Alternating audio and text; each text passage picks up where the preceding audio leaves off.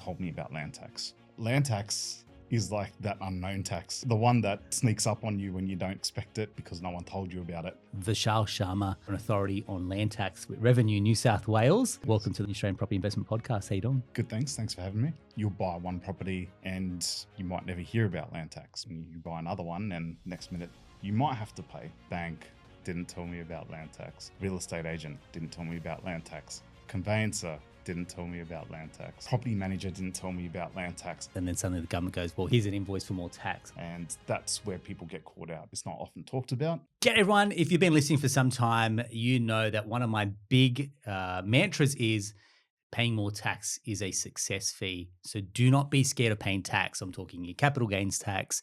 You think about income tax, the second that you start to earn more, you pay more tax. The pie just simply gets bigger. So do not fear tax. We live in an amazing country. And Vishal, I know we'll talk about your background in a second because I've got two Brown brothers in the studio. But I say, mate, this is one of the best countries to live. Yes, Agreed. we have a high cost of living, but man, we have a high standard of living. And if it means we're paying tax, whether it's a government tax like stamp duty, for example, whether you're paying land tax, capital gains tax, income tax, yes, there are a few taxes. I run a business. I pay a bucket load more taxes as well. But all that means is, and I think I've got a really good accountant who says, mate, if you're making money, you're paying more tax, it's going towards this great country. What are you worried about? So I hope that lays a really good foundation for what we're going to speak about today, because I do bring in the big guns, so what I call best in breed. Vishal Sharma, you're an authority on land tax with Revenue New South Wales. Yes. Welcome to the show and the Australian Property Investment Podcast. How you doing? Good, thanks. Thanks for having me. Mate, I appreciate it. You know, it's when I asked you before we grabbed the coffee, what's your remit? You're like, this is what I do. I'll jump on a podcast or do I'll do a conference, for example. I guess really unlocking or maybe dispelling a few myths around what land tax is and what the role of, say, Revenue New South Wales is as well. Yeah. Yeah. It's a few things. I mean, the role that I have at Revenue is getting information out there, not just the industry professionals, but communities and investors and stuff as well. But land tax is like that unknown tax. It's like the one that sneaks up on you when you don't expect it or because no one told you about it. Yeah. So a big part of my role is spreading that awareness and knowledge about land tax so that people don't get caught off guard by it. And so that people can like voluntarily comply, right, with the requirements rather than, being picked up through audits and things like that. Mate, great. No, yes, nothing hurts more than something unforeseen, like a sting, like a land tax. While I say on one hand it's a success fee, for example, it comes with, accumulating wealth. Other people are like, yeah, but I didn't see it coming. And that's probably what grinds their gears so much. It'd be like me making more money in my business and then suddenly the government goes, well, here's an invoice for more tax. I'm like, geez, mate, I did not see that one coming, and that now burns. Yep. Yeah. I think a big reason for that is, as a property investor or a property owner, whether you're a business or whatever, there is that tax-free threshold. Yeah. And you won't start paying land tax until you reach that threshold. Depending on your ownership structure, there are different rules for different entity types. Yes. But you might be someone who, typically your mum and dad investor, you'll buy one property and you might never hear about land tax because you haven't quite crossed that threshold where you have to pay it. And you go, oh, this is great. And you buy another one and, next minute you might have to pay. And one of the things that we see a lot through the customer journey when we speak to our land tax customers is they always say, oh, no one told me about land tax. And I think I made a joke about this on another platform recently. I compared land tax to Fight Club because no one talks about it. And it seemed to make sense at the time afterwards. I was like, I probably shouldn't have said that. But anyway. If you know, you know. Yeah, if you know, you know. But at the end of the day, it is one of those taxes that you can go through the whole ownership journey or the purchase journey as an investor and have no one tell you about it. And I myself, when I bought my first investment property, and working at Revenue, so knowing about all the different taxes and stuff, I kind of paid attention to what people were saying along the way. And I was like, wow, I got a pre-approval from the bank. No one told me about land tax. Real estate agent didn't tell me about land tax. Conveyancer didn't tell me about land tax. Property manager didn't tell me about land tax. Went to lodge my tax return. My accountant didn't mention land tax. And I was like, no wonder people don't know about it, right? Because no one's actively there often telling you that, hey, land tax is a thing, you need to lodge a return and register because you're liable to pay. Yeah. And that's where people get caught out because it's not often talked about. And so the first time people find out about it is when they get a letter from Revenue New South Wales saying, hey, you own this property, or you've amassed a certain value of property, and you're now liable to pay land tax. Please lodge a return. Mate, spot on. I remember, I mean, anyone listening would know that we've got a commercial property. And that envelope, you're like, I know this looks suspicious. This envelope, there's a bill waiting for me on the inside. You open it up, I was like, holy doodly, it's and then again, I got to remind myself, it's going, man, that comes with owning. That comes with part of the territory. It comes with the turf of owning property, whether that's residential, commercial. And we'll go into all that in a little bit, buddy. But I think you're right. Who owns this space? And that's primarily the driver of what we're doing with this podcast. It's education, it's empowerment, for example. It's bringing people that have the expertise and knowledge that I lack even, and you become a subject matter expert. So I'm sure anyone listening will go, right, I may have interstate properties, but land taxes across the country just differs from state to state. So don't be too hung up if you don't have an investment property in, say, New South Wales. Take the principles and the knowledge and go find the answer out for your particular state policies and what that entails as well. So that gives a good starting point. I mean, you said that you own property, which gives you a lot of empathy towards your customers that pay land tax. I think that's fantastic. But take me through, mate, because again, we're having a chat beforehand about your career in government and what that's looked like. What's been the pathway journey for you to get to this point in your career, buddy? So it's been, I've worked in the private sector as well. I've bounced around with a few different roles, but there has been a decent. I'd say at this point I'm almost a career public servant. So I had my nice jobs that you have as a young person, fast food and all that stuff, and Your rites of passage. That's it. Did a bit of hospitality, and then awesome. My first sort of role working in the corporate scene was with AMP. Yeah. Many, many, many years ago. Don't want to give my age away. Mm. Although I probably will. No, From there, your beard's not grey enough, so I'm definitely got some years on you. But anyway, but no, we started there. Went to my first government role, which was the ATO. First corporate government role was with the ATO. I did a few years there, and I worked around both personal and business taxes. So I learned a bit there. That was more than 15 years ago now. So it's been a while. I think some of the rules have changed since I was there. So it's hard to keep across like everything that happens with federal taxes. From there, I worked with local council for a while in Sydney, so the Sydney Council, and then I took a role at Revenue New South Wales, and I initially started in the debt management area, so working more so with collections of overdue taxes. And then what type of taxes are you collecting at that point, buddy? So at that time, it was a lot of the state taxes. So it wasn't just land tax. I was working with payroll tax, duties. Every now and then, first home buyers don't quite meet the eligibility requirements and have to pay something back. So it was across the board. So all of the stuff that we manage in terms of taxes and grants. I haven't really had much experience in the fine space. That's another part of revenue where I don't really know much about, to be honest. But I just moved from collections into assessing, and then more into the technical space of policy and understanding all of that. And then, operations, compliance. I've sort of bounced around a bit, and these days working in stakeholder engagement. So very much around maintaining the relationships with our all of our stakeholders, communities, industries, key industry bodies, doing things like this podcast, just raising awareness and knowledge about land tax. Fantastic. Very good, mate. Fly the flag for land tax. Yeah. Mate, you kind of glazed over it when you talked about, say, first home buyers and the what do you call it, debt collection around that. And everyone's going, hang on, mate, how does someone debt collect on a first home buyer grant? This is something as I've done some research, and I'll even get a couple of my first home buyers that go, man, I didn't see this one coming again. Take us through what happens that someone then gets fined or there's an issue around a first home owner grant. So generally speaking, like when you go through and you put an application through for the first time owners, that's usually something that your conveyancer will do these days. Yes. The key scheme being the first home buyers assistance scheme, which is a exemption from stamp duty, Great. Yeah. right, up to a certain value.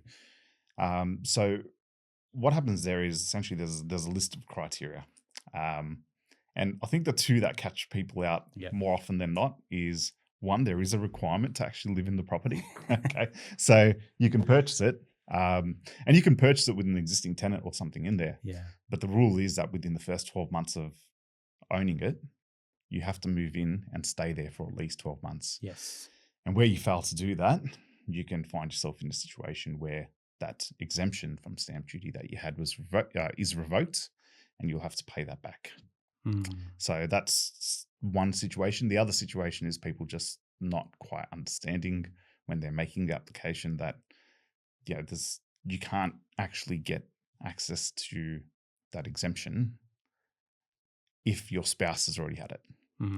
So some people will go, oh, like, it's fine, we're not living together, but we will be after we buy this new place. And so people get caught out on those key things. I think they're two of the big issues where people don't quite understand what the obligation is to make sure that they, one, obviously get the exemption, but then keep it. Yeah, cool. Thanks very much.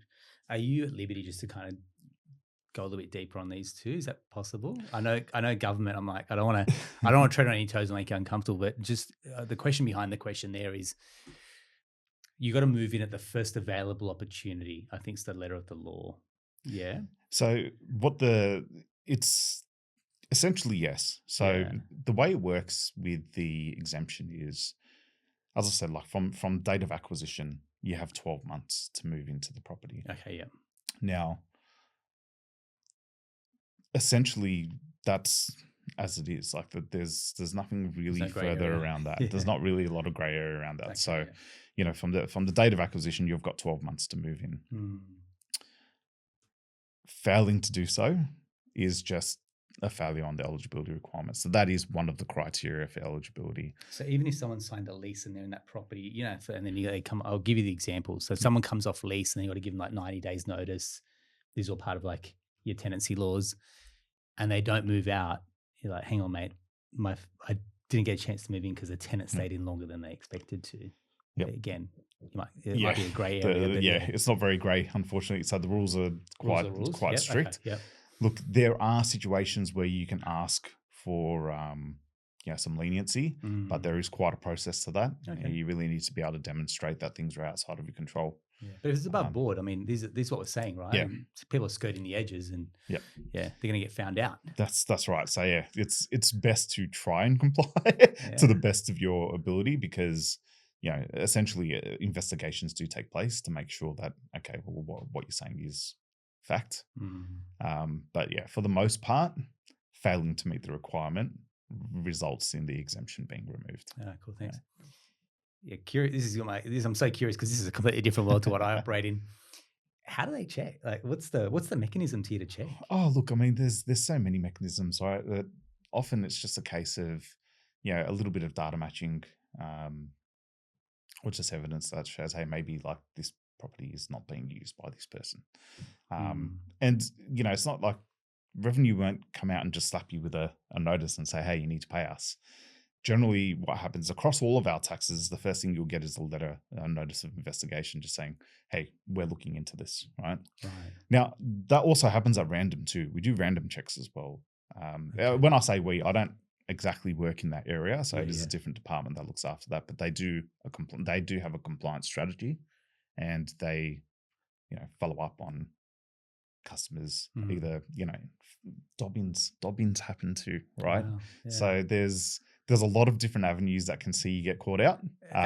Disgruntled ex. It could be anything, right? So so there's a lot of ways that it can occur. As I said, best thing, just try and abide by what the requirements are, and save yourself a whole lot of hassle and potentially forking out to pay a liability that you're not prepared to pay. And that's the case often. Like for first-time buyers, they're often not sitting there with a nice bit of bank sitting there for a rainy day fund. And on an $800,000 property, so that's the threshold at the moment for the first-time buyers assistance scheme for a full exemption from duty. It's $800,000, concessional up to $1 million, right?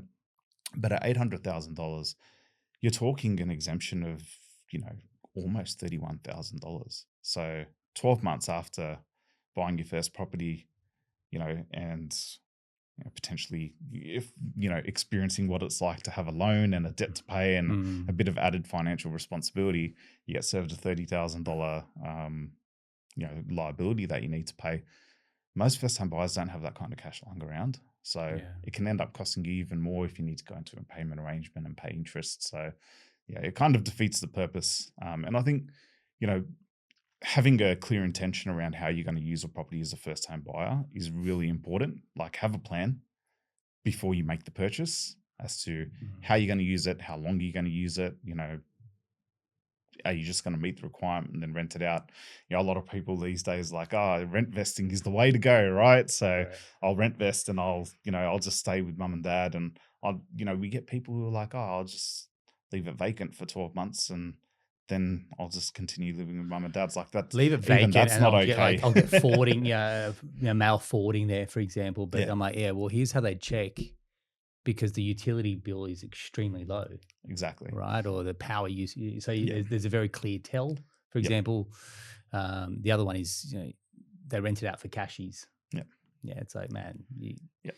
for what? You win on one side, you can't claim the deductions because it's not claimed as an investment That's property. that's right. I And you think the do you do financial the math. I mean, you're yeah, saying 31,000 on an 800K property. Geez, man, I should have got Nate. He's my human calculator here. 31K divided by 52 weeks. it's a substantial amount. It's a substantial amount, but you'd probably get more by paying the stamp duty and then renting the property out if you really had no intention to live in it. Because Exactly. the rental income would far exceed $31,000 In many over cases, a yeah. 52-week period. So, like, just do the right thing then. Yeah. Pay the stamp duty, rent the property out. You then get the tax deductibility and the depreciation, for example, potentially on that investment property.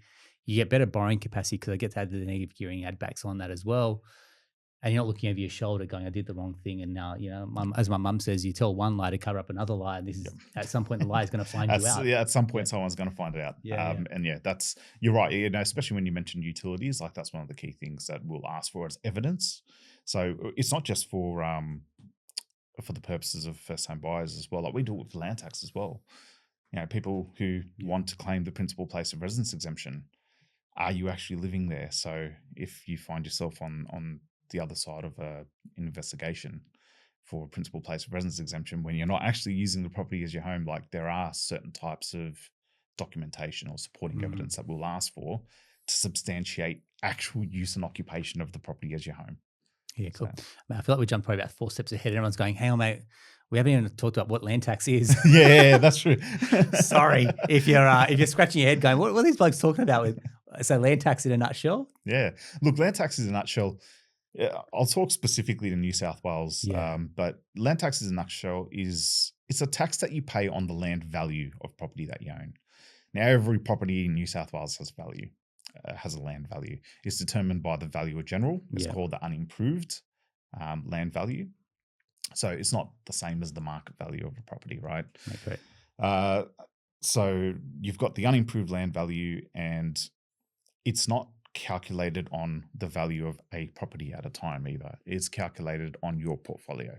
So we say the aggregation. So the aggregate land value of everything that you have an ownership interest in is what land tax is calculated on. So there is a threshold, a tax-free threshold, which most entities are entitled to, and we can dig into that a little bit more later, but most people are entitled to a tax-free threshold. Currently, that's $1,075,000. So if you own investment property or just property that's not your home or exempt for any other reason, if it's below that $1,075,000, you're not going to have to pay. Once you get to $1,075,000, then your land tax will kick in. Okay. And it's charged at 1.6% of the land. No, 1.6% of the land value above the threshold. Yeah, cool. Plus $100. Yeah. That rate applies right up to around the 6.5 million mark. So 6,571,000 at the moment. But up to that mark, you're paying 1.6%. After that, it increases to 2% for every dollar above that premium rate. So that's how it works in New South Wales. A lot of that is similar to how it works in other states. And I won't Yes. pretend to be an expert in every other state's No, land I mean, tax. you've probably got a good vibe check on what the other states are doing, and yeah, It's similar, right? So you'll go across states. There's aggregation is pretty common across most of the states. Northern Territory doesn't have land tax, but you'll find it in every other state and territory, right? So aggregation is pretty similar across most states. Principal place of residence exemption, so your home is exempt from land tax regardless of the value. That's pretty common across most states as well. And having a progressive tax rate is also common amongst most jurisdictions. thanks. The difference being the thresholds and the rates do change a little bit. And they're, the exemptions and concessions and stuff, they vary from state to state too. It's not like payroll tax. A lot of people go, oh, if you know payroll tax in one state, you know it pretty well in other states. Payroll tax being another state tax that Yeah. revenue looks after, because there's harmonization between the different jurisdictions on a lot of elements of how the legislation works. That doesn't exist with land tax. So while there are similarities, there's a lot more, nuances between all the different states and how land tax operates in them. Yeah. So, And it's become like a bit of a political handball. I remember probably about 12, 18 months ago where Queensland was talking about land tax, aggregating that across other states. And everyone sat there scratching their head. I think there was a couple of investors going, I'm out of here. I was like, hang on. Yeah. They actually haven't implemented anything or enacted anything, but just the sheer whispers of some of that can cause a bit jitters in the market. I mean, probably the most topical one is Victoria around their land tax. Are you aware of? Yeah, they significantly dropped their threshold. So now I think it's down to like 50,000 or something like that. So as soon as you so everyone's going, hang on, my land value at 50K, like, that's pretty much any block in the whole of Victoria. But it's funny you say that, but only recently there's been stuff in the media around how the Melbourne property market's doing better than some of the other capital cities. So you go, well, I think it's important to remember that, you were talking about taxes before and the importance of what they are, to society, right? And how it all operates. Yeah. Taxes don't always make or break a market, nor do they make or break your investment strategy, right? Said. It's just part and parcel of the property investment game. Yeah. So you know what it is to me? It's like owning a car and complaining about CTP. Yeah. Or insurance. Or the price of petrol. Yep. I'm like, bro, you bought a car. Everything that comes on that journey now is par for course. That's right. Yeah? Yep. So the maintenance, the on-road costs, whatever it takes to keep that car running, insurances, that's why you bought. And people go and finance the car, so they end up paying with a personal loan as well. And you go and buy an investment property. It's like, I'm not going to buy in Victoria because of land tax. That's crazy. I don't understand that. If you're, again, to your point, the Melbourne market's on its way up, and that presents a growth opportunity for you to get in there and get some really good, strong capital growth. And potentially at some point, rents might correct and the yield might get better than what it is at the moment, which is kind of 4%.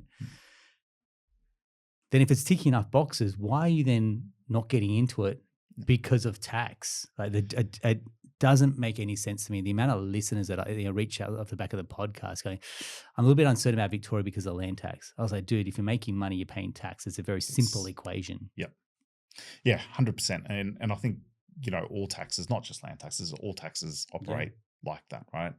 And, it's that thing, would you rather make $1 and pay a bit of tax? Or like, a lot of people are like, oh, negative gearing is the way to go. It's like, so what you're saying is I should lose some money. Lose cash flow. To make a little bit of tax back. Correct. It's got a place. If someone's on some serious income and they need to minimize it, there's got to be tax efficient. They've got no other investments. So I'm like, okay, it makes sense. It's a play. It's like running a certain play in a sports game. Like that play is going to be an advantage at that point in time. That's right. But you can't keep running. Like you take a football or like a T20 analogy for cricket. You can't smash every ball for six. Yep. There's a time and a place to block or leave a ball or take a single, for example. But the negative gearing is like that is not the one size fits all approach for every investor. In fact, there's very few investors that I deal with that the sole focus is negative gearing. The goal is wealth creation through building a high performance property portfolio, which means you're buying growth assets, which means that equity releases to then go again and go again.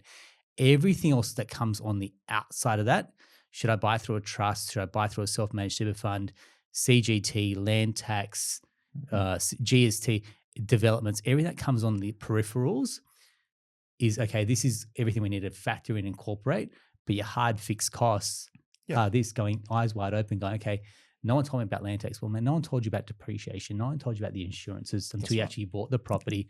Unlock a new level, and you're going to get to, it's like a video game. You unlock a new level, you're going to see these new demons appear. Yep. And you're 100% right there. Like there's a lot to it, right? Yeah. And you're right. Like negative gearing, it's not the be all and end all, but it can be an advantage, especially if you're just getting into the game, right? Like Yeah. you got to start somewhere. Correct. And there are costs. There's costs everywhere you look, right? That's just That's the game. asset ownership is it comes with its costs, Correct. regardless of what you choose, right?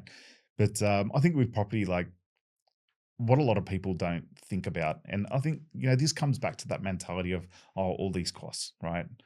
All these taxes that I have to pay, all these costs and insurances and this and that. Like, yeah, man, that's reality. So one of the things that I often see people, or what people come to me and ask sometimes, like in my role, I'll speak to a lot of people who are investors or industry professionals, or there's a dime a dozen out there of people, and everyone thinks that their strategy is the best, right? And they'll be like, I bought this investment property. I bought it for $500,000. I owned it for 4 years. I sold it for 800, made 300 grand. And I'm like, great.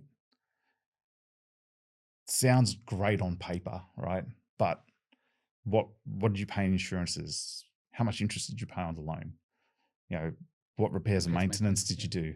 Did you have to pay land tax? How much capital gains are you going to pay on the sale, right? Like, and you start factoring all that in. You go, all right, not every strategy is going to suit every single person. I think that's something that people need to be careful about. We being, in a government organization, it's amazing how many people will come up to me at things like a property expo and be like, I'm thinking about doing this and I'm thinking about doing that. And how does that work for taxes? And is it going to be the best move for me? And I'm like, I don't know your entire financial situation, nor do I know what your strategy or your long-term or your short-term goals are, right? And that's something that is individual, right? It's something that you determine about what you've got to work with, where do you want to get to, and you come up with whatever strategy suits your means, right? It's not necessarily the case that you have to follow whatever someone says is the best aggressive strategy to grow your wealth as soon as possible. That might work for some people and might not work for someone else. So it's really understanding, what all of those costs and obligations are at the end of the day when you're deciding where do I want to go with my investment strategy. Property in this country, at least, has shown in the past to be historically, it's shown to be a good investment, right? Yeah. But you have to consider everything, approach it with your eyes wide open, get as much advice as you can, and don't look for that short, sharp advice that's just going to be like, do this, do that. Like, spend time working with someone who's going to get to know you, your situation, what your goals are, and get good financial advice that actually, is relevant to you and your situation, not just what you see plastered like someone says, this is my great strategy. Man, I'm pretty much ready to hand over the reins of the Australian Property Investment Podcast to you, mate. It's that's exactly, you talk about singing off the same hymn sheet. That's exactly what we speak about, man. Like I'm amazed that it kind of rolls off your tongue, because I couldn't have said it better.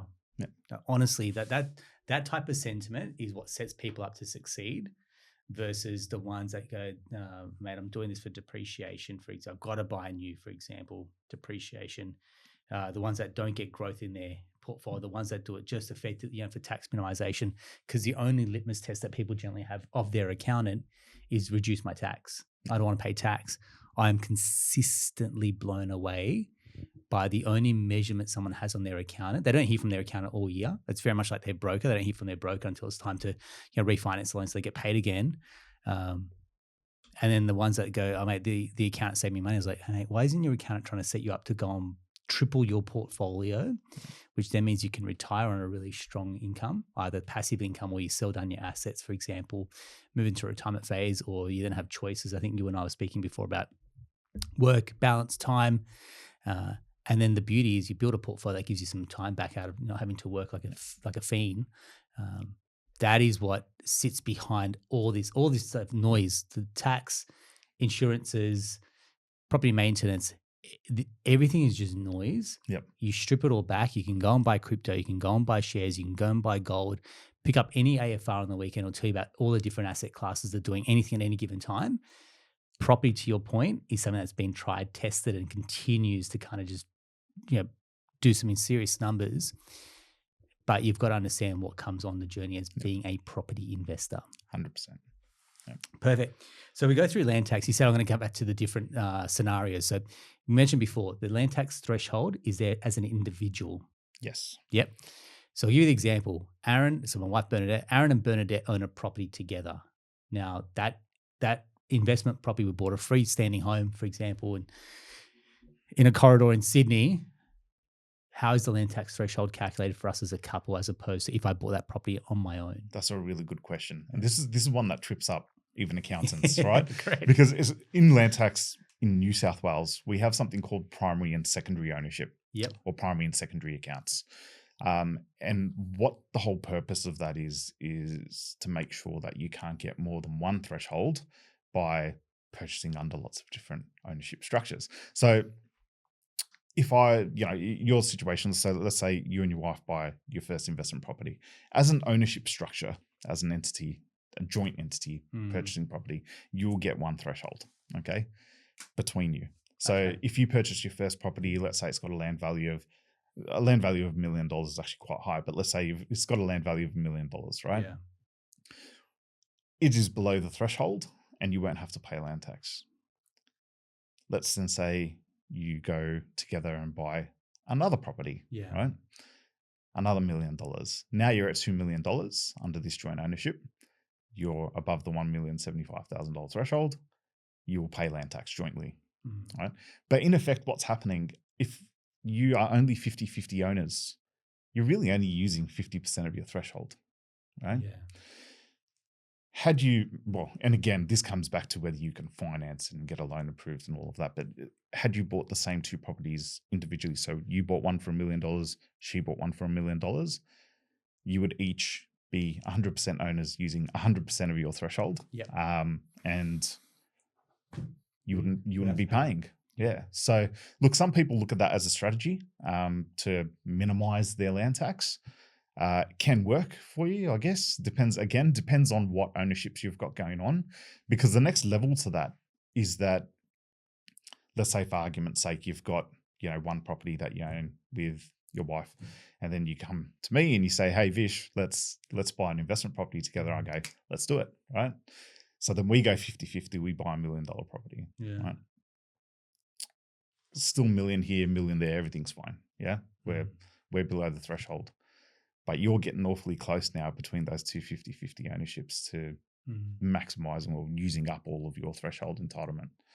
So let's say you then go and buy another investment property with one other person, right? And let's just say that's $1 million too. Yeah.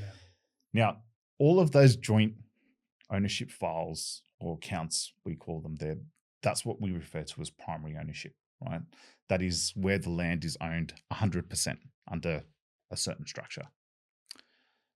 You'll get a tax-free threshold on all of those accounts, but then we'll come back and we'll be like, Aaron, mate, you've had half a threshold there, half a threshold there, half a threshold there. You've received too many thresholds. So then what will happen is you'll get your own individual land tax assessment as well. Wow. Yeah. And what happens there is we'll aggregate your portion of ownership between all those properties and we'll go, okay, this is how much land tax you have to pay. In this case, you haven't paid land tax in any of those other ownerships. So whatever it is that's above the threshold for you as an individual, you're going to pay land tax on that, right? If you had one of those, if we just switch up that whole example and just said one of the properties was at 1.5 million land value and you're paying some land tax there on that joint file. What we do then when we take a look at you as an individual, we go, okay, well, half of the land tax that was paid on that account as a 50% owner, we're going to give you a deduction from this individual bill that you have, okay, for half of that liability, and then you'll just pay whatever's left over if there's anything to pay. So that's how this primary secondary thing works, and that single individual ownership file where we aggregate your ownership interests across multiple structures, that's what we refer to as a secondary file. So it is more complex than it first appears on paper. You go, oh, there's a threshold, there's a premium threshold, easy, right? No, it can get a lot more complicated. And, you mentioned before around different types of structures, buying under trusts and companies, that complicates it further as well. How does it complicate it, for example? So certain types of entities are entitled to a threshold, and certain types aren't. Okay. So individuals are entitled to a tax-free threshold. Companies are entitled to a tax-free threshold. Where there's groups of companies, so if I go, I'm going to buy every single investment property that I own under a company. I'll go, I'll set up company A, I'll set up company B, company C. But if they're all related companies, meaning I'm the sole director, I'm the sole shareholder of all of them, we'll group them together.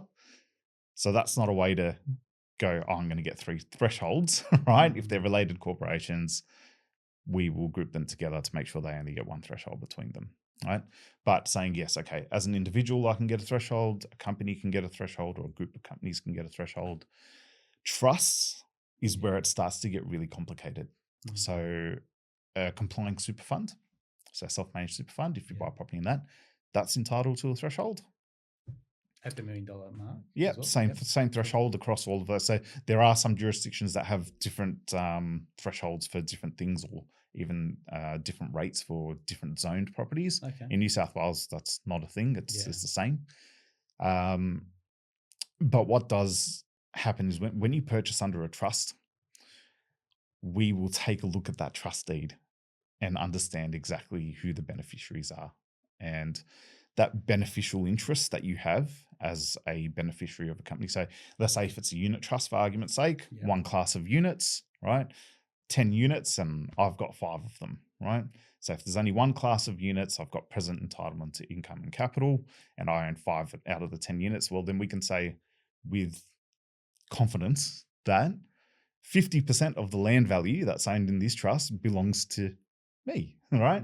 And so that trust account will be taxed at that primary level, but at that secondary level where we take a look at, the aggregate value of my land holdings, because it's a fixed trust, I'm going to see that land value come onto my secondary file. So just setting up fixed trust is not necessarily going to get you there. So you go, oh, fantastic, I'll set up a family trust, a discretionary trust instead. No threshold, right? So discretionary trusts do not get a threshold. So your typical family trust is a discretionary trust where the trustee has discretion to determine how they want to distribute any income and capital. And there's benefits to that, tax-wise, mostly at the federal level. But with land tax in New South Wales, that type of entity structure does not get a threshold at all. So they pay land tax from the first dollar of land value, you're paying 1.6%. So, and the reason for that is if you take a look at the way that these trusts are structured, who's the beneficiary? You can't by any way, shape or form take a fixed portion of that land value and assign it to a person, because that discretion exists, right? There's another thing that kicks in there as well. We haven't talked about this, but there's surcharges for foreign owners. So in New South Wales, it's 5% of this. It's quite hefty. Okay. So if you're deemed a foreign person or a foreign owner, there's an additional annual charge of 5% on the land value, no threshold. Now, the problem with discretionary trusts is unless you explicitly, irrevocably exclude foreign persons from being beneficiaries, then the nature of the discretionary trust I'm talking about here, right? So unless you exclude foreign persons from being a potential beneficiary or a beneficiary of that trust, then by nature, it means that a foreign person could be a beneficiary of that trust. And therefore, you're also looking at surcharge impacts as well. And at 5% of the land value per annum, that's a lot. You can get around it by excluding foreign beneficiaries. But that's assuming you want to exclude foreign beneficiaries like that. Don't do that if you actually want to pay some distribution from that trust to someone who's a foreign person. But yeah, so there's a lot of complexities, right? Like it all sounds really straightforward at first, but the more you delve into it, different entity types, different structures, that's where land tax becomes one of those things that's just like, well, there's actually a bit more here than what meets the eye. Yeah. Correct. if you've been listening, you're going, whoa, Yeah. you're not alone. Because I mean, I do this daily. Even for me, there's quite a lot there to get your head around. Yeah. So if you're listening, like I always advocate for complexity is the enemy, but this is the law. So there's a level of complexity that comes with the letter of the law, tax. This is where it really helps to have a property savvy accountant. I find that's some of our clients have even said, as their portfolio has grown. I had one client actually speak to me the other day that their accountant was like, "I'm done. You guys are too big for me now." Yep. And I was like, that is such a good play from that accountant to go, there's some self-awareness to go, this is beyond my remit now. Whereas some accountants just go, yeah, we'll try it. And they, I've seen it, they give bad advice. They Yep. then get this land tax bill, and then we're trying to find ways to then effectively finance it potentially, or like you said, they go into a payment plan as well. And what that really does is it takes a lot of the energy or all of that steam out of their momentum. Yep. Because they're just like, the winds come out of their sails. Someone's got to be in their bonnet as to why didn't someone tell me? And then, it really halts that momentum. So if anything, it's worth asking the question. This is an accountant question, right? Without a doubt. Tax sits fair and square in their remit. So if you're looking about who in your team is responsible for this type of conversation, please go to your accountant. If you don't have a great property accountant, reach out to us. I'm more than happy to open a few doors where it's possible, depending on, I guess, self-employed, not self-employed, how complex your portfolio is and what you're ideally looking to do, so you can have someone that can grow with you as well. So, mate, I really appreciate that you opening that up. And when you start going to trusts, different types of trusts, for example, self-managed super fund, companies, individuals.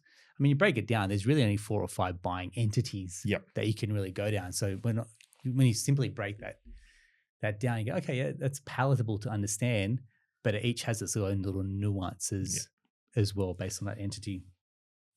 So coming out to your point here, the primary place of residence. Yep. No land tax is involved. It doesn't change based on if I buy an investment property that's residential or commercial. Is that? So with the principal place of residence exemption, it's it's a little obscure piece of legislation. Essentially, it says as long as the property is designed, constructed, or adapted for residential use. Okay. So what the zoning of the land is doesn't necessarily matter. Cool. But what we're looking for is that you're using the property and the whole of the property as your principal place of residence. Okay. And your actual use and occupation is what we're going off, not your intended use or occupation. There are some concessions if you're buying vacant land or doing renovations, and there's a whole list of principal place of residence concessions. We definitely don't have enough time today to go through all of them, right? But there's things for absence, there's things for intention to build, there's things for 1-year exemptions where you're moving from one home to another. Correct. Like there's heaps there, right? Because I think there's a rule around a certain time to build. If it's vacant land, then you got to build within a certain time. 4 years, well. yeah. And then people go, man, the builders messed me around, or had false starts, for example. And I had one client get a bill and like, man, I genuinely just couldn't get my stuff in order in that time. It can be extended, so you can apply to have it extended by an additional 2 years. Beautiful. In again, circumstances beyond your control. So there are exceptional circumstances and all that stuff is stipulated. Cool. There's, as I said, there's so many of these things hidden amongst, the legislation to wrap your head around. Well, I think one thing that catches people out is like, you can only have one principal place of residence. Okay. So if you're living in a home that you own and you're buying vacant land so that you can build and move into, what your next place is, you're not going to get that concession, right? You've already got one property, and that's why I'll come back to that. Actual use and occupation trumps your intention. So if you've already got a place that you own and you use and you occupy as your home, that's your principal place of residence, right? Now, regardless of, what the value of that place is, it doesn't matter whether it's a shack, somewhere in regional New South Wales, or it doesn't matter whether it's on the waterfront, right? In Sydney Harbour. If you're using the entire residence as your principal place of residence, it's going to be exempt. So what if some people in their owner occupied, they'll go travel, a couple of clients that traveled around the country, then they Airbnb their property out, for example, what happens there? So what we're looking for essentially is that you've used, what we're looking for is that you've used and occupied the property for at least 6 months of the calendar year leading up to the taxing date. We haven't really talked about the taxing date. Land tax has a taxing date in New South Wales. It does in other jurisdictions as well. In just to be different, in New South Wales, it's based on the calendar year instead of Yeah. the financial year. So whatever you own as at 31st of December at midnight, at that point in time, that is what will calculate your aggregated land value as, right? So at the end of every calendar year, whatever you owned at that point in time, that's what we're calculating on. The requirement is in the 6 months leading up to that taxing date that you've actually used and occupied the property as your home, Okay. right? Now, that's a little bit unfair, right? What if you only bought it in November? You can't have possibly lived there for 6 months, right? So we have discretion to say, hey, we can still give it to you, but we want to see that you're going to probably be there for at least a few months after the new year passes, right? Yeah. So we want to make sure you've been there for at least 6 months. So that's to get the exemption in the first place. Once you've got it, so once you've been there for at least 6 months, you can have a period of absence, right? That period of absence can be up to 6 years. And during that time, if you Airbnb your home or rent it out, you can still get a full exemption, provided that you haven't rented it out for more than, it's 182 days is what it says in the legislation, but that's basically 6 months, right? So if you haven't rented it out for more than 6 months in a year, you can still get a full exemption. If you rent it out for more than 6 months in a year, then you lose that exemption. Okay. But it's one of those ones that, like I said, it operates for 6 years. So you can be like, okay, it's already my principal place of residence. I've been asked this question a few times by people who travel for work. So they'll get a contract to go overseas for a couple of years. And I'll be like, okay, we'll break it down year by year. So the first year, maybe you left in October. You lived in the property for the rest of the year, right? So already you're fine for that first tax year that first taxing date. The second year, you're away the whole year. You won't get it that year. The next year, you come back in March and then you resume occupation until the end of the year. So the next year, you'll be fine again, right? So you can slip in and out of that exemption, but the maximum period that it can run for is 6 years consecutive. Cool. Once you've resumed occupation for at least 6 months, it resets the clock. Yeah, okay. Yeah. All right, cool. Thanks very much. What are the tips for rookies, or what do you kind of say? I mean, it's a rookie error. I see this all the time. For example, what's if someone's listening and go, hey, big takeaway from your perspective, what does that look like? The biggest rookie error that I see is just not knowing about land tax, Yeah, right? okay. And because it differs from person to person. Like I said, you really need to understand when you're purchasing a property and deciding what structure you're gonna, purchase it under, and making those kinds of decisions up front is important. So one, I think getting poor advice and deciding to go with one structure because someone thinks it's a great idea, without necessarily delving into what your situation, what your goals are, and what your long-term plans for the property are. So, don't just follow advice that's given to you by someone who doesn't totally understand your situation. Yeah, that's right. I'd say that's rookie error number one. Yeah. Rookie error number two is just, like I said, just not knowing about land tax and getting caught off guard by it. So, classic situation, people purchasing a property. Someone told me it's a great idea to buy it under a family trust. Yeah. My home under a family trust, because that I'm a is business owner and oh, I'm in a mate. high risk, entity, and, it's going to protect the asset. And If you can hear my eyes roll, dude, I've seen this, and I even question my own profession, like, have I missed something here? And I look at it, I was like, this is the most craziest bit of advice I've ever seen. You see that kind of stuff happen You see it, sometimes, and it's people cowboys. go, oh man, like I'm now paying land tax on my home. Yeah. And you know what? If there's a reason for it, cool. But if it just happens, CGT. well, if it happens just because you didn't know, Yeah. then that's a rookie error right there. And I think, getting educated, spending some time educating yourself, not just always just relying on what you're told. Even if you've got a really good advisor, spend a little bit of time like doing research, hop on the websites, man. It's really easy to find information from the ATO, Vishal, you Revenue say that, and you everywhere say else. that, bro, but you got to understand, like these transactions are happening at speed. Oh yeah. And I think this is where, and I told this to my team yesterday, prior planning leads to piss poor performance, right? I said that to them. Pardon the French on that. But when you're going at speed, you don't have time to slow down and dot your I's, cross your T's. I'll give you an example. So when people are looking at properties and aren't pre-approved, that's in my mind rookie error number one. When you don't have an idea about the buying entity and you're moving at breakneck speed, crazy. When you're looking at properties, you don't have a conveyancer lined up, crazy. These are just things when we talk about the foundations and the building blocks of just getting things right. Doesn't matter if you're buying your own home, doesn't matter if you're buying an investment property, for example. When you're trying to move at speed, and right now in this market is going like at COVID speed. Yep. It's bonkers at the moment. And so I see it all the time. People are just going, man, I've got to move fast. I've got to go quick. Yep, we're going through a trust, set up the bang, bang, bang, and they're going at like lightning breakneck speed. I'm like, this is going to catch up with you at some point because you haven't had the time to think through it. So there's tempering this energy going, do your due diligence, get it correct, but keep momentum going, as opposed to now I've got to think through every single combination. Then it's over, analysis paralysis. So there's got to be somewhere where you can kind of meet in the middle to go, this is a sweet spot.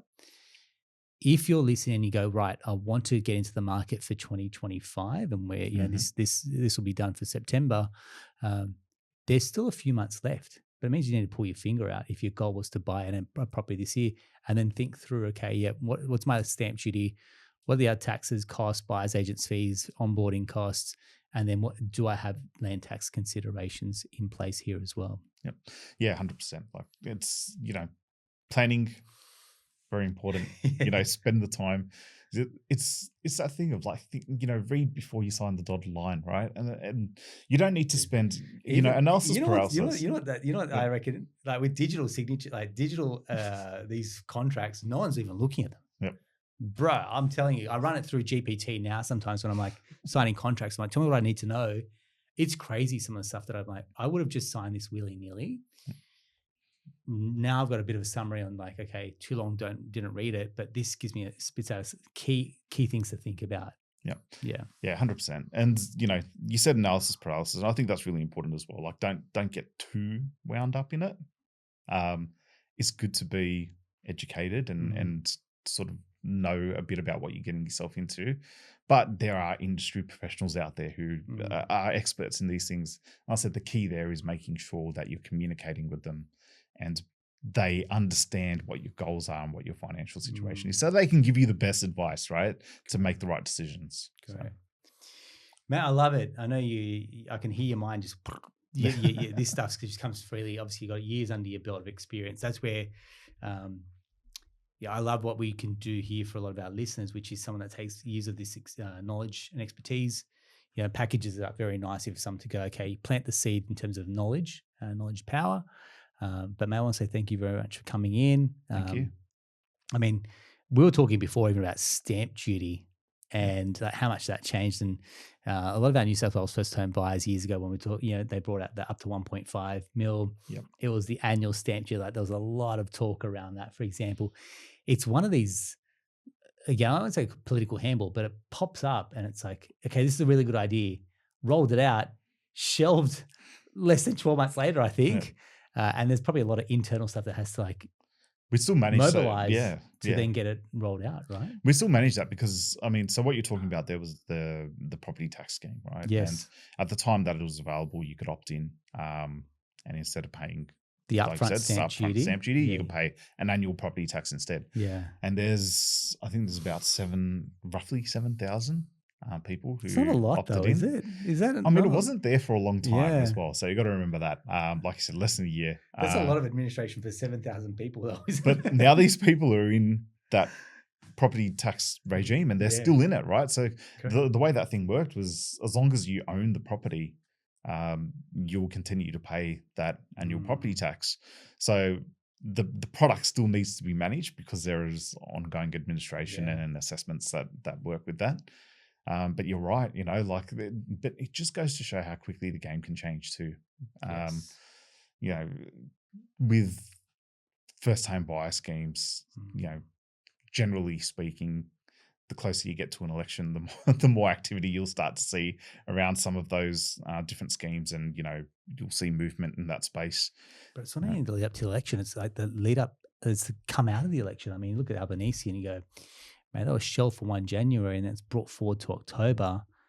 Mate, it's insane what it has done to the market. Yeah, so that's obviously that's a federal scheme, so we don't really administer it. But I know what you're talking about. And you can already see now, if You can see if it. you've been watching sort of the media and stuff over the last couple of weeks, you can see the markets picking up. Yeah. Interest rate drops and Okay. this new scheme. And I think these days you've got, it's not necessarily just investment or aggressive investment strategies where you know you've got a lot of people who are looking to invest in those first home buyer markets as well. But that's the thing, right? You do have quite a few people these days that are really looking at those first home buyer markets for investment properties, right? Well, it's a good entry point, right? It's a good entry point. So many first-time buyers will go toe-to-toe with an investor. That's right. And then you have The a change investor in will these. lose. Sorry, the investor will win because maybe deeper pockets or the ability to Yep. move faster than a first-time buyer is dragging their feet. Yeah.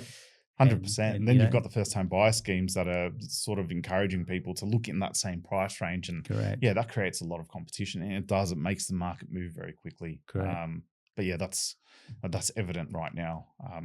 As we speak. So Yeah, I agree. Man, it's an exciting space. Yeah, it's really, government to be, you could spend so much time looking at what happens in the property markets across Australia and never get bored if Yeah. you're into that kind of stuff. Maybe I'm a nerd, who knows? But Nah. it is very interesting. Yeah. I mean, you even mentioned before that you've gone out to some of the property seminars, they have those big expos, for example. Yep.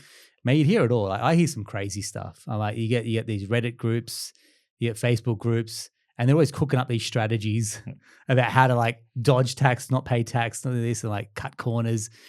Mate, I think there's a lot to be said around one, playing with a very straight bat. Yep.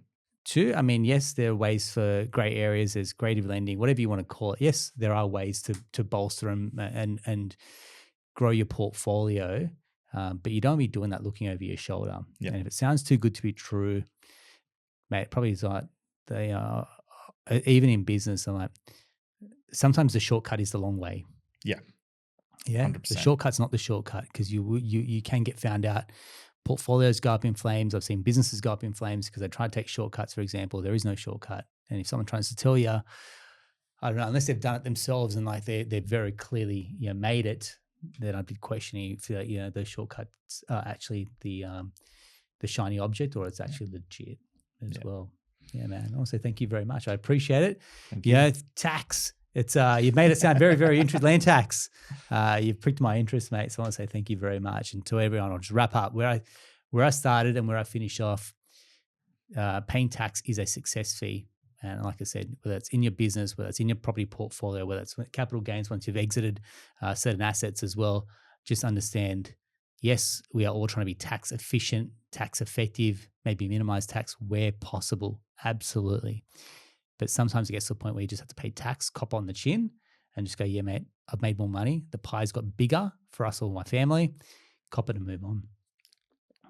Agreed. 100% agreed. 100% agreed. Love it. Hey guys, if you know someone's unsure about land tax or you always want to share this episode, we love it when people just kind of flick it off to a partner, friend, fellow investor as well. That's a wrap for another episode of the Australian Property Investment Podcast. Thanks for tuning in.